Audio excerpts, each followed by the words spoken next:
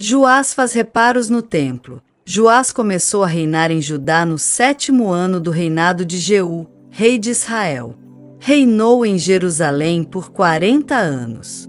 Sua mãe se chamava Zíbia e era de Berseba. Durante toda a vida, Joás fez o que era certo aos olhos do Senhor, como o sacerdote Joiada o orientava. Mesmo assim, não destruiu os santuários idólatras, e o povo continuou a oferecer sacrifícios e a queimar incenso nesses lugares. Certo dia, o rei Joás disse aos sacerdotes: juntem toda a prata trazida como oferta sagrada ao templo do Senhor, tanto o imposto do censo e os pagamentos de votos como as ofertas voluntárias. Cada sacerdote deve recolher a prata com um dos tesoureiros e usá-la para fazer os reparos necessários no templo. Contudo, no 23º ano do reinado de Joás, os sacerdotes ainda não haviam feito os reparos no templo.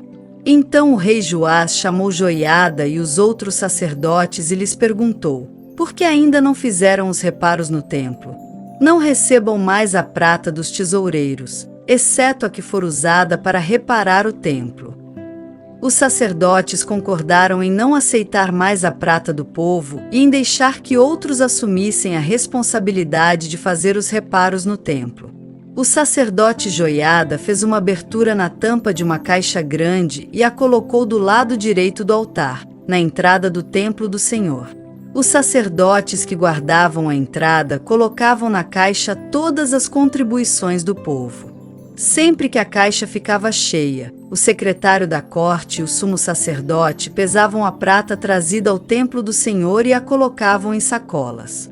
Entregavam a prata aos supervisores da construção, que a usavam para pagar os homens que trabalhavam no templo do Senhor, os carpinteiros, os construtores, os pedreiros e os cortadores de pedra. Também compravam a madeira e as pedras lavradas necessárias para fazer os reparos no templo do Senhor e pagavam outras despesas relacionadas à reforma do templo. A contribuição trazida ao templo não era usada para fazer taças de prata, nem cortadores de pavio, nem bacias, nem trombetas, nem outros utensílios de ouro ou prata para o templo do Senhor. Era entregue aos trabalhadores, que a usavam para fazer os reparos no templo. Não se pedia que os supervisores da construção prestassem contas desse valor, pois eram homens de confiança.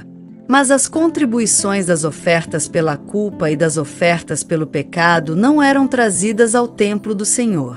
Eram entregues aos sacerdotes para seu uso pessoal. O final do reino de Joás. Nessa época, Hazael, rei da Síria, guerreou contra Gate e a conquistou. Então resolveu atacar Jerusalém.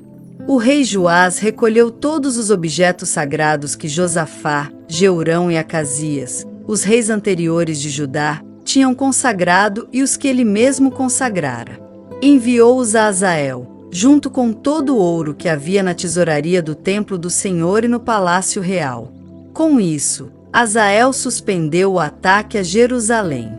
Os demais acontecimentos do reinado de Joás e tudo o que ele fez estão registrados no livro da história dos reis de Judá. Os oficiais de Joás conspiraram contra ele e o assassinaram em Bet-Milo, na estrada para Sila.